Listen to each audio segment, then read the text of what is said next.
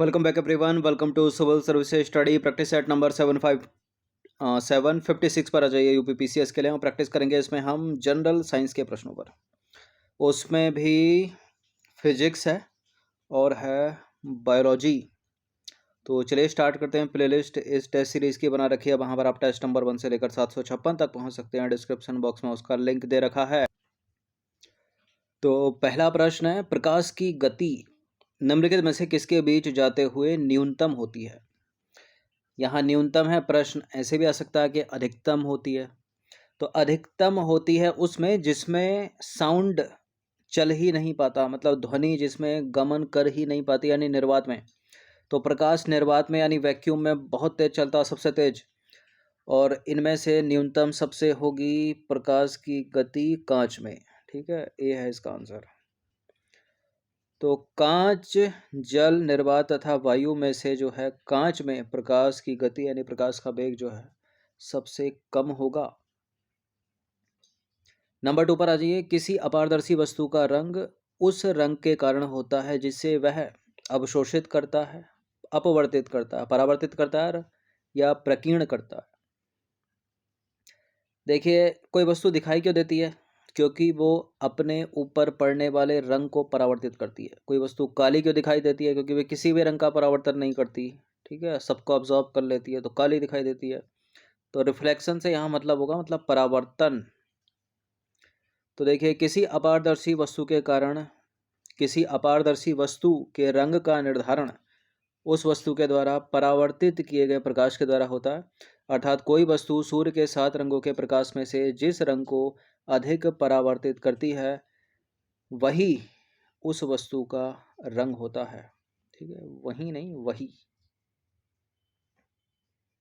और किसी भी रंग का परावर्तन नहीं करेगी तो काली दिखाई देगी। क्वेश्चन नंबर 3 पर आ जाइए। सामान्यतः स्त्रियों की जो आवाज होती है उसका तारत्व, इसको बोलते हैं पिच। पिच अधिक होता है या पुरुषों से कम होता है? देखिए, इसमें थोड़ा उल्टा रहता है। अगर पिच अधिक होगा तो आवाज़ पतली हो जाएगी, पिच अगर कम होगा तो आवाज़ मोटी हो जाएगी। अगर कोई एडिटिंग सॉफ्टवेयर का आपने यूज़ किया हो वॉइस का, तो आपको पता होगा कि पिच बढ़ाते हैं तो आवाज़ पतली हो जाती है और पिच कम करते हैं तो आवाज़ मोटी हो जाती है। तो सामान्यतः स्त्रियों की आवाज़ का जो तारत्व है वो पुरुषों की अपेक्षा अधिक होता है। किसमें? अधिक, इसमें। ठीक है, तभी उनकी आवाज़ थोड़ी पतली होती है। तो देखिए, सामान्य स्त्रियों की आवाज़ का तारत्व जो है पुरुषों की अपेक्षा अधिक होता है। तारत्व अधिक होगा, पिच अधिक होगा तो आवाज़ पतली होगी। ठीक है, पतली और मधुर। नंबर 4 पर आ जाइए। उचित रीति से कटे हीरे की असाधारण चमक का आधारभूत कारण यह है कि उसमें अधिक पारदर्शिता होती है, वह बहुत कठोर होता है, उसके सुनिश्चित विदलन तल होते हैं या उसका अति उच्च अपवर्तन सूचकांक होता है। ये रिपीटेड प्रश्न है, यूपीपीसीएस में पहले पूछा जा चुका है और इसका उत्तर है उसका अति उच्च अपवर्तन सूचकांक होता है। तो देखिए, हीरे का अपवर्तनांक बहुत अधिक होता है जिस कारण इसका आपतन कोण क्रांतिक कोण से बड़ा होता है और इससे इसके अंदर प्रवेशित प्रकाश का जो पूर्ण आंतरिक परावर्तन होता है जो हीरे की चमक का आधारभूत कारक है। नंबर 5 पर आ जाइए। निम्नलिखित में से कौन सा प्राणी अपनी आंत में जल का संग्रह कर लेता है? कौन सा है वो है रेगिस्तान का जहाज, मतलब ऊंट, कैमल। तो ऊंट अधिकतर रेगिस्तान में पाए जाते हैं जहाँ पानी की कमी होती है। तो वह अपनी आंत में जो है जल का संग्रह कर लेते हैं जिससे कई दिनों तक उन्हें पानी की आवश्यकता नहीं पड़ती। ठीक है, बिना खाए पिए भी रह सकता है ऊँट। और कुबड़ जो होता है ना, उसका पीठ में कुबड़, उसमें भोजन स्टोर कर लेता है वो, और आंत में जल। ठीक है, रोटी पानी दोनों मिल गए, तो कई दिनों तक रह सकता है बिना खाए पिए। पैर गद्दीदार होते हैं जो तेज दौड़ने में सहायता करते हैं रेगिस्तान के रेत में। ठीक है, इसलिए रेगिस्तान का जहाज है। नंबर 6 पर आ जाइए। निम्नलिखित में से किस विटामिन को हार्मोन माना जाता है? ABCD। किस विटामिन को हार्मोन माना जाता है? विटामिन डी को यहाँ हार्मोन माना जाता है। कहाँ से प्राप्त होता है ये? सूर्य के प्रकाश से, मछली, ठीक है, मांस, अंडे की जर्दी। जल में घुलनशील विटामिन कौन कौन से हैं? BC। और वसा में घुलनशील कौन से हैं? AD, ई और के याद रखिएगा। और सभी विटामिन के वैज्ञानिक नाम भी। तो देखिए, सूर्य के प्रकाश में एर्गोस्टिरोल की सहायता से कोलेस्ट्रॉल के सिंथेसिस द्वारा जो है विटामिन डी बनता है, जो हार्मोन की तरह काम करता है। नंबर 7 पर आ जाइए। दूध को पचाने के लिए आवश्यक एंजाइम रेनिन और लैक्टोज मानव शरीर में कितने वर्ष की आयु में लुप्त हो जाते हैं? 2 वर्ष, 3 वर्ष, 5 वर्ष या 8 वर्ष? देखिए, 2 वर्ष में तो नहीं, 3 वर्ष भी, 5 वर्ष का बच्चा छोटी होता, 8 साल में लुप्त होते हैं ये।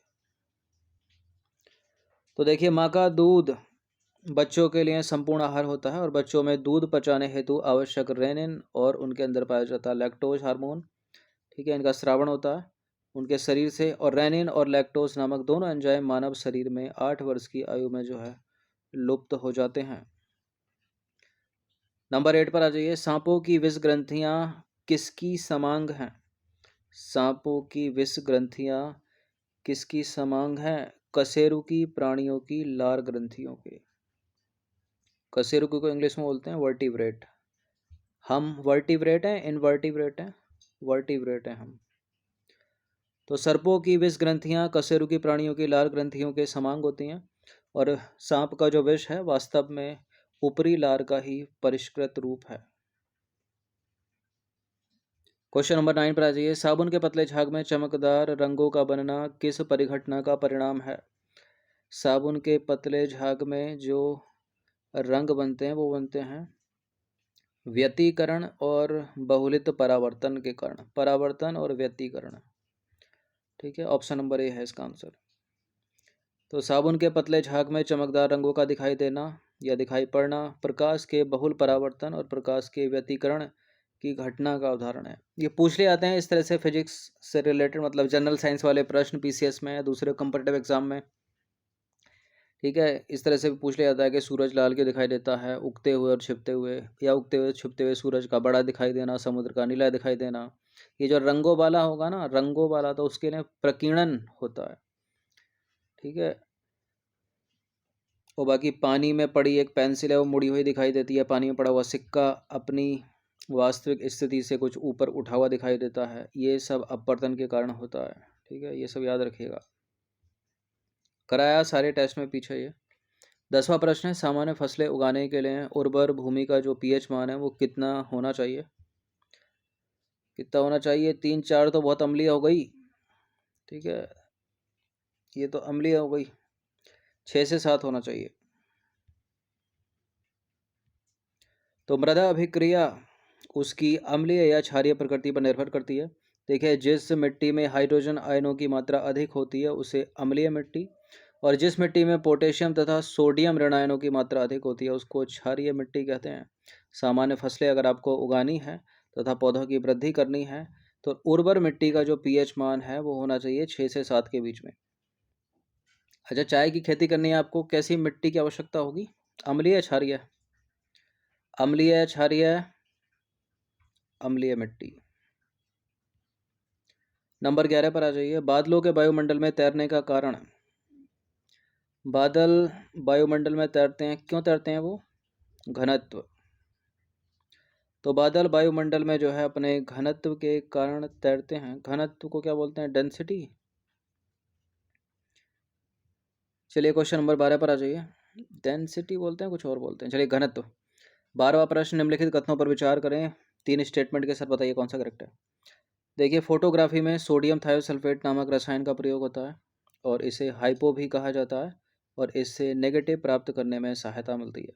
नेगेटिव जो पहले चलते थे अब तो डायरेक्ट, ठीक है, जेपीजी या फिर पीएनजी में सेव हो जाती है पिक्चर, या सीधे जो है प्रिंटर से, छोटे पोर्टेबल प्रिंटर भी आ रहे हैं, सीधे बाहर निकालो। बिल्कुल पहला वाला भी सही है। फोटोग्राफी में सोडियम थायोसल्फेट नामक रसायन का प्रयोग होता है और इसको हाइपो भी कहा जाता है और इससे नेगेटिव प्राप्त करने में सहायता मिलती है। सारे के सारे सही हैं, तो डी है इसका आंसर। चलिए प्रश्न क्रमांक संख्या 13 पर आ जाइए।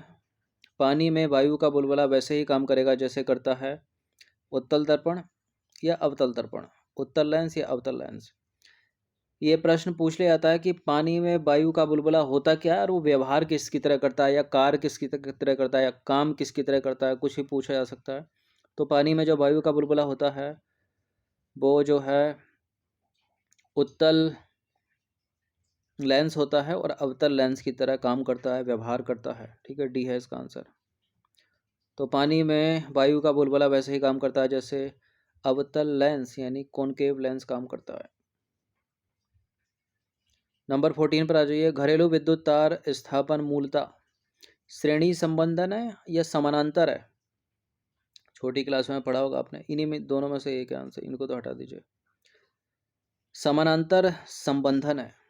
ठीक है, तो देखिए यदि प्रतिरोध को इस प्रकार जोड़ा जाए कि हर प्रतिरोध पर विभवांतर समान रहे तो यह प्रतिरोध का समानांतर क्रम संबंधन होता है। ठीक है, और न्यूनतम प्रतिरोध प्राप्त करने हेतु घरेलू विद्युत तार स्थापन में मूलतः समानांतर संबंधन का प्रयोग करते हैं। क्वेश्चन नंबर 5 पर आ जाइए। इनमें से कौन सा एक रूपांतरित स्तंभ है? अब स्तंभ है, स्तंभ से अगर आपको समझ में आए तो तना बोलते हैं इसको। देखिए जितने भी कंपैरेटिव एग्जाम में साइंस के प्रश्न आते हैं या कुछ ज्योग्राफी के क्लिष्ट वर्ड होते हैं, अंग्रेजी रूपांतरण जरूर देख लीजिएगा, हिंदी माध्यम वाले जो भी हैं, क्योंकि कई जगह समझ में नहीं आता कि पूछ क्या रहा है। इंग्लिश में आसान से लगता है वो कि अच्छा ये था, घर पे आके मिलाया। तो गाजर, मूली, सलजम और शकरकंद ये जड़ें हैं, और आलू जो है वो है रूपांतरित तना मतलब स्तंभ। नारियल एक फल है, यहाँ पर डूब फल। तो आलू एक कंद है, कंद बोलते हैं तने को, और मूल बोलते हैं जड़ को। देखिए जो भूमिगत तने के रूप में जो है रूपांतरित रहता है। ठीक है, तो आलू एक रूपांतरित तना हो गया, जबकि गाजर, मूली, सलजम, शकरकंद ये जड़ें हो गई, नारियल फल हो गया। चलिए क्वेश्चन नंबर 16 पर आ जाइए। निम्नलिखित में से कौन सा कथन पारिस्थितिकी तंत्र के प्राथमिक उत्पादन को परिभाषित करता है? ये तो बायोलॉजी का प्रश्न है। निम्नलिखित में से कौन सा कथन पारिस्थितिक तंत्र के प्राथमिक उत्पादन को परिभाषित करता है? देखिए पादपों के द्वारा, पादप मतलब पौधों के द्वारा एक निश्चित समय अवधि में प्रति इकाई क्षेत्र में उत्पन्न की गई कार्बनिक सामग्री की मात्रा, पहला ही है फिर। ठीक है, तो प्राथमिक उत्पादन प्रकाश संश्लेषण के दौरान पौधों द्वारा एक निश्चित समयावधि में प्रति इकाई क्षेत्र में उत्पन्न की गई जैव मात्रा या कार्बनिक मात्रा है, कार्बनिक सामग्री है। और जैव मात्रा की उत्पादन की दर को जो है उत्पादकता कहते हैं, प्रोडक्टिविटी। और इसके द्वारा ही विभिन्न पारितंत्रों की उत्पादकता की तुलना जो है वो की जा सकती है। इस प्रश्न का उत्तर दीजिए, तो इम्पोर्टेंट प्रश्न है ये। किसी भी पारितंत्र में निम्नलिखित में से किसको अपघटक जीव कहते हैं? अपघटक को बोलते हैं इंग्लिश में डिकम्पोजर, जो सड़े गले पदार्थों को कार्बनिक पदार्थों में तोड़ देते हैं या अकार्बनिक तत्वों को कार्बनिक तत्वों में तोड़ देते हैं। तो केंचुआ बिल्कुल अपघटक है, डिकम्पोज करता है। बैक्टीरिया भी तो डिकम्पोज करते हैं। कवक यानी फंगस डिकम्पोज करता है। वायरस विषाणु नहीं है डिकम्पोजर, अपघटक नहीं है। तो विषाणु अपघटक नहीं है, तो थर्ड को हटा दीजिए, तीन जहां जहां है वो नहीं होगा, क्योंकि केचुआ और कवक भी है, तो ए नहीं होगा। 1 2 4 हो जाएगा। तो अपघटक वे जीव होते हैं जो जटिल कार्बनिक यौगिकों को कार्बनिक तत्वों में खंडित करने में सहायता करते हैं। ठीक है, जैसे कि कार्बन डाइऑक्साइड जल और पोषकों में खंडित कर देते हैं, और इस प्रक्रिया को बोलते हैं अपघटन। केचुआ, जीवाणु, कवक मुख्य रूप से प्राकृतिक अपघटक हैं, विषाणु नहीं है। 18वां प्रश्न है, पारिस्थितिक तंत्र में ऊर्जा का प्रवाह द्विदिशीय होता है, एक दिशीय होता है, बहुदिशीय होता है? एक दिशीय होता है। और ऊर्जा का पिरामिड सदैव सीधा बनता है, ये भी याद रखिएगा। तो पृथ्वी के सभी जीव जो है आहार के लिए प्रत्यक्ष या अप्रत्यक्ष रूप से उत्पादकों मतलब पौधों पर निर्भर रहते हैं। अतः सूर्य से उत्पादकों की ओर और फिर उत्पादकों से उपभोक्ताओं की ओर ऊर्जा का प्रवाह जो है वो एक ही दिशा में जाता है, एक दिशीय होता है। क्वेश्चन नंबर 19 पर आ जाइए। पारिस्थितिक तंत्र में खाद्य श्रृंखला के अंतर्गत निम्न पोषण स्तर से उच्च पोषण स्तर में ऊर्जा का कितना प्रतिशत भाग स्थानांतरित होता है? देखिए पहले भी बताया होगा, एक पोषण स्तर से दूसरे पोषण स्तर में केवल 10% ऊर्जा ही जाती है। ठीक है, यहाँ 90% जैविक क्रियाओं में खर्च हो गई, केवल 10% गई। अब इस 10% का 90% यहाँ खर्च हो गई, फिर अगले 10% गई, ऐसे करते करते 10% ही जाती है अगले पोषण स्तर में। इसे एक वैज्ञानिक है लिंडरमैन, इसे लिंडरमैन का 10% का नियम भी कहते हैं, याद रखिएगा 10% होगा इसका उत्तर। तो खाद्य श्रृंखला या फूड चैन में प्रत्येक निम्न पोषण स्तर से उच्च पोषण स्तर में केवल 10% ऊर्जा का स्थानांतरण होता है। और सबसे महत्वपूर्ण बात यह है कि उत्तरोत्तर पोषण स्तर पर ऊर्जा की मात्रा जो है वो घटती जाती है। और खाद्य श्रृंखला के प्रत्येक पोषण स्तर पर जीव जो है अपनी ऊर्जा की आवश्यकता के लिए निम्न पोषण स्तर पर निर्भर रहता है।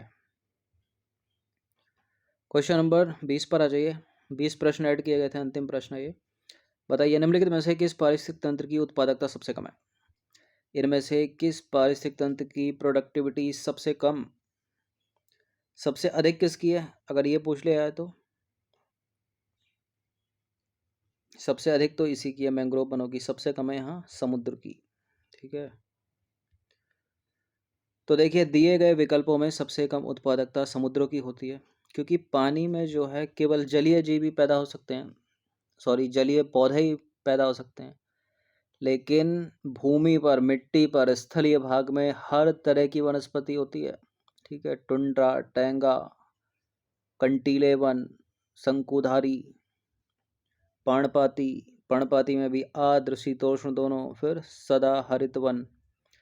लेकिन समुद्र में, पानी में क्या होगा? केवल जलीय पौधे पनपेंगे बस। तो संपूर्ण जीव मंडल की कुल प्राथमिक उत्पादकता को 170 बिलियन टन आंका गया है। और पृथ्वी के धरातल का लगभग 70% जो भाग है वो समुद्र से ढका हुआ है। इसके बावजूद भी इनकी जो उत्पादकता है केवल 55 बिलियन टन है। शेष मात्रा भूमि पर ही पैदा होती है। तो 20 प्रश्न थे ये, इसमें से 15 तक तो फिजिक्स मतलब भौतिकी वाले हो गए, और ये 5 थे बायोलॉजी वाले। इनकी प्रैक्टिस एक बार कर लीजिएगा, ना केवल यूपी पीसीएस में बल्कि किसी भी कॉम्पिटेटिव एग्जाम के लिए इम्पोर्टेंट है ये जनरल साइंस के प्रश्न। धन्यवाद।